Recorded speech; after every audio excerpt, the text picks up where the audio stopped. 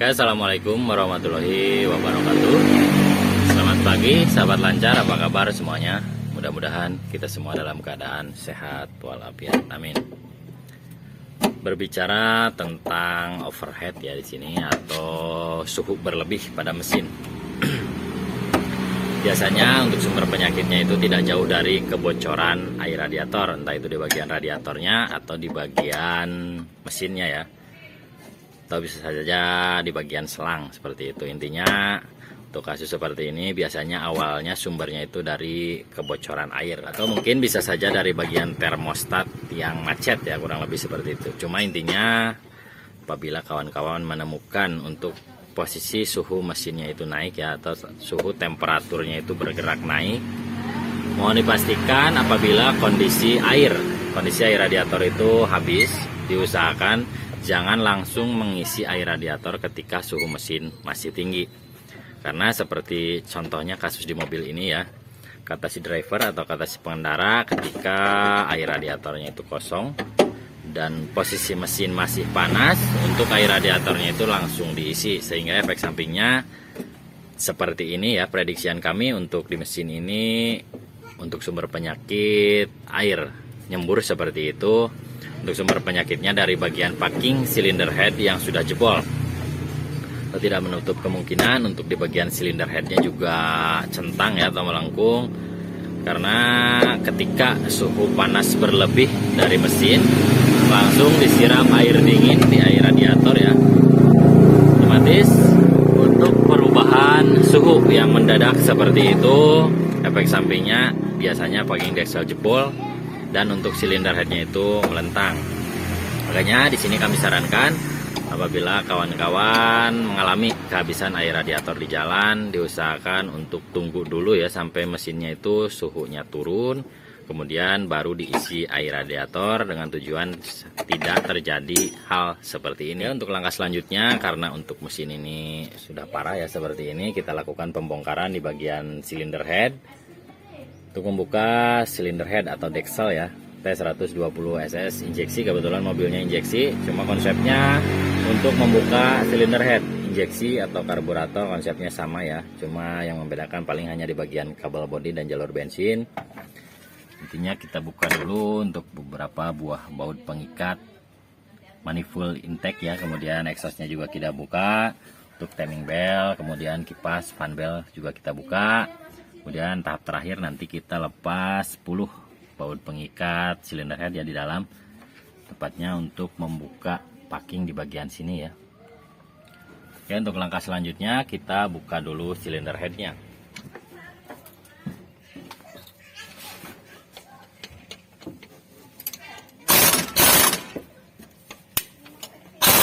Sini.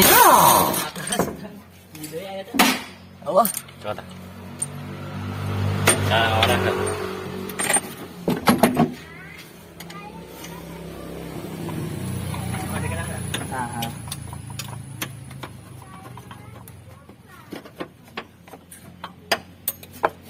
Tadinya dirinya. Ya.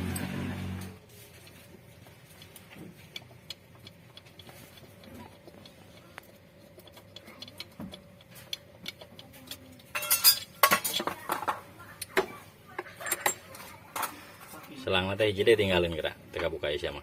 Iya ya. Kaciri di bro. Keciri kok. Hah? Agak keciri. Ada jauh gitu nana.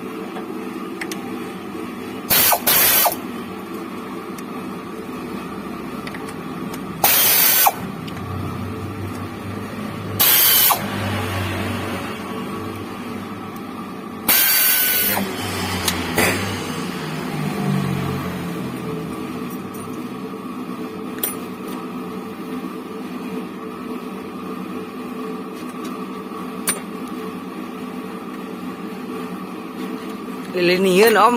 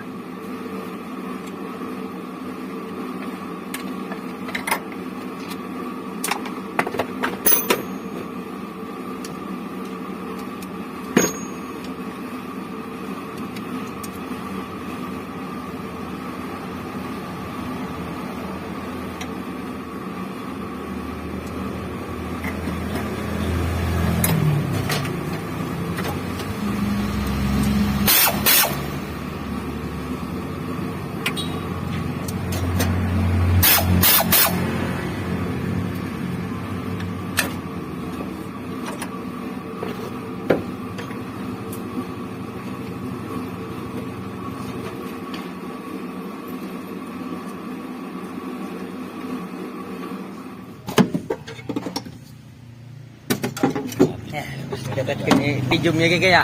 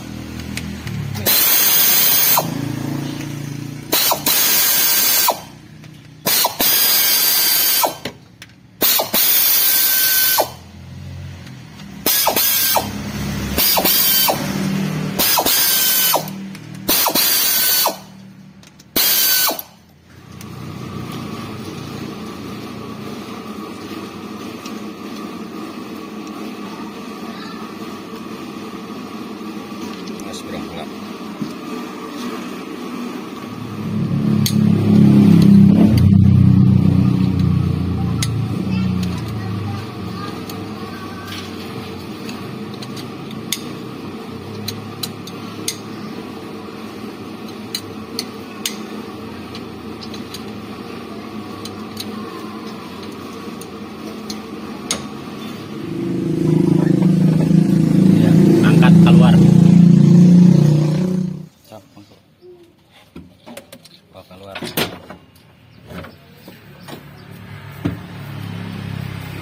Oli terus. Makasih ya, Bro. Oke, lanjut. Untuk silinder headnya sudah kita bongkar ya seperti ini. Dan bisa kelihatan untuk di bagian lubang pembakaran seperti ini basah air ya.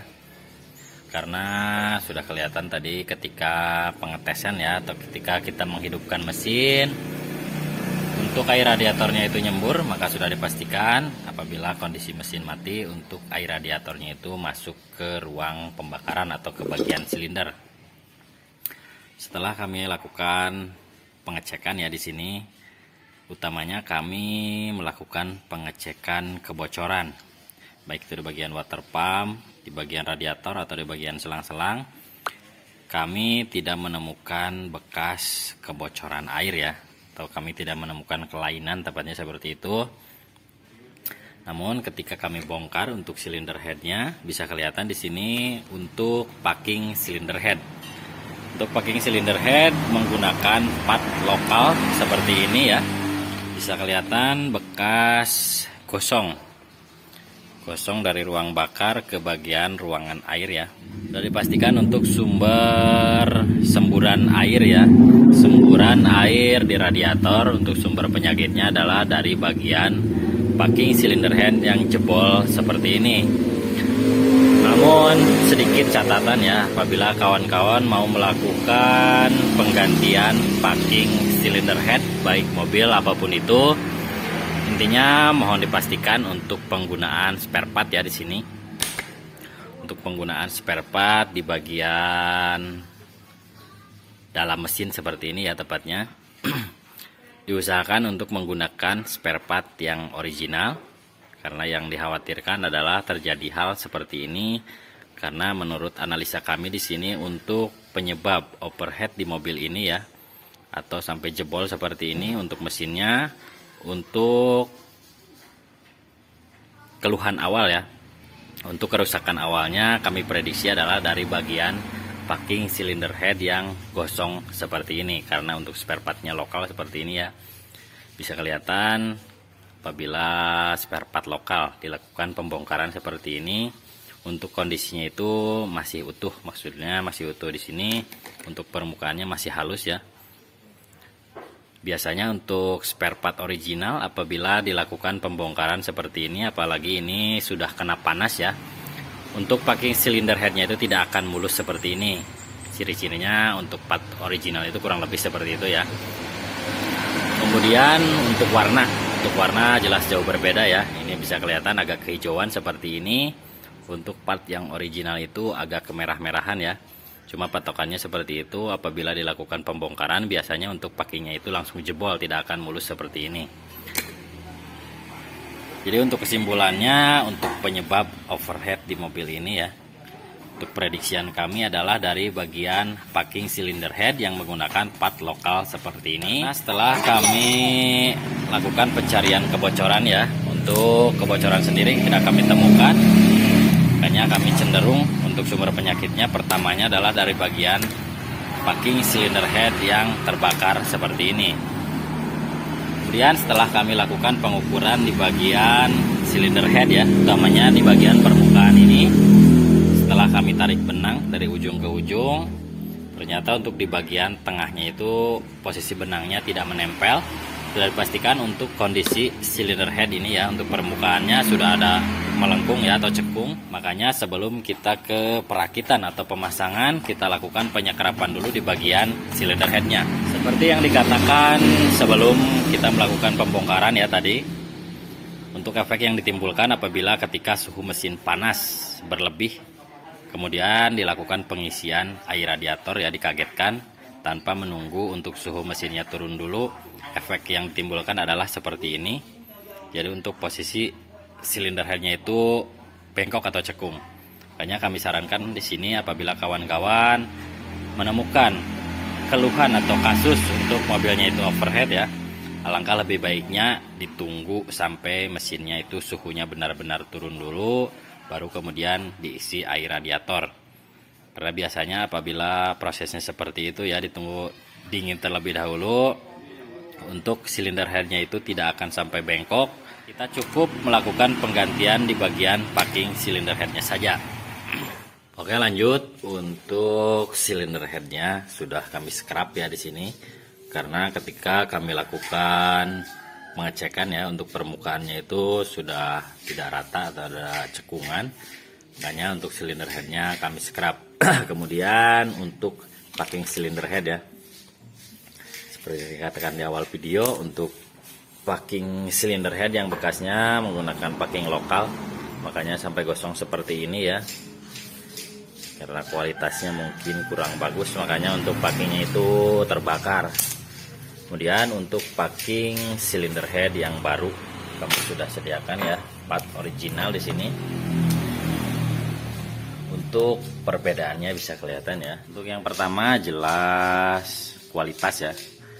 Untuk yang original itu sudah dipastikan untuk kualitasnya bagus, maksudnya tahan panas ya.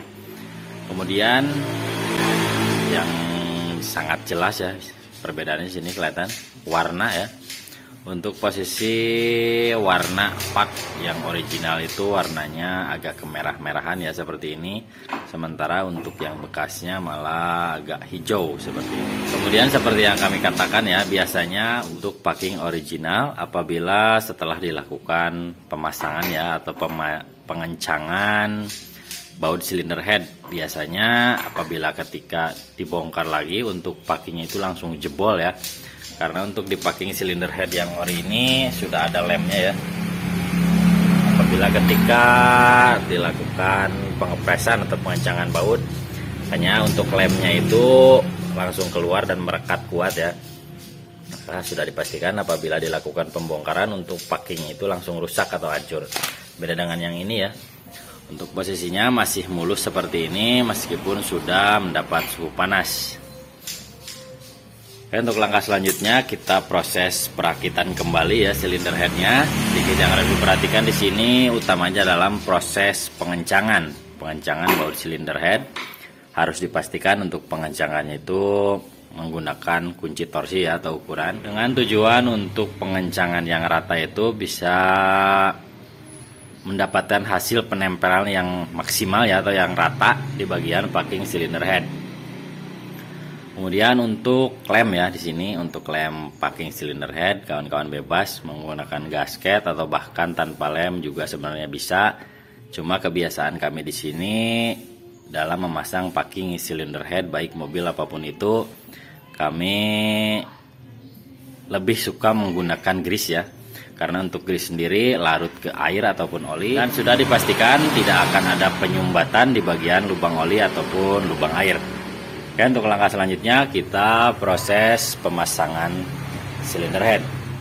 Oke, untuk packing silinder headnya sudah kita pasang ya, sudah kita kasih grease juga. Langkah selanjutnya kita proses pemasangan silinder head. Kaskin brong, ulang adek-dek. Tukang cekalan tadinya ada berat kayak di tampanan.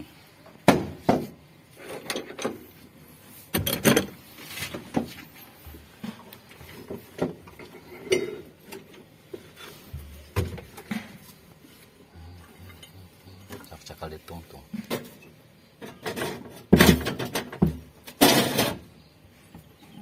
Oh, boleh bukan. Kelan brong, tampanan. Pindah brongnya kelan. Oh, terus kadinya. Paskin logak na brong. Kadinya kadilek. Menghadap kan. Singtan. Jala, kagok. Stop, udah.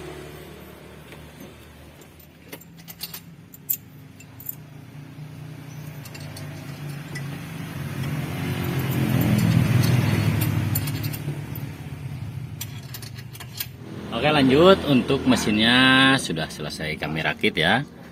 Untuk video penyetelan valve atau pemasangan timing bell, videonya sudah kami buatkan ya. Karena untuk kesempatan kali ini kita hanya fokus penanganan di kasus untuk air radiatornya itu nyembur.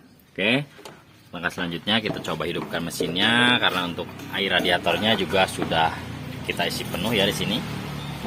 Kita coba tes hidupkan mesinnya.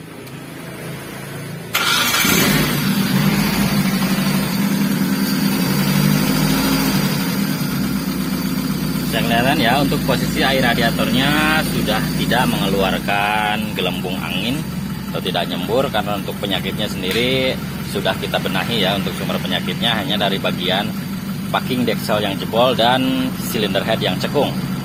Mungkin untuk tutorial penanganan kasus atau keluhan air radiator nyembur atau overhead di mobil T120SS injeksi, cukup sekian dari kami. Mudah-mudahan bisa bermanfaat untuk kawan-kawan semua yang punya kasus atau keluhan seperti ini, khususnya di mobil T120SS. Sampai jumpa dengan kami di video selanjutnya. Terakhir dari kami, wassalamualaikum warahmatullahi wabarakatuh.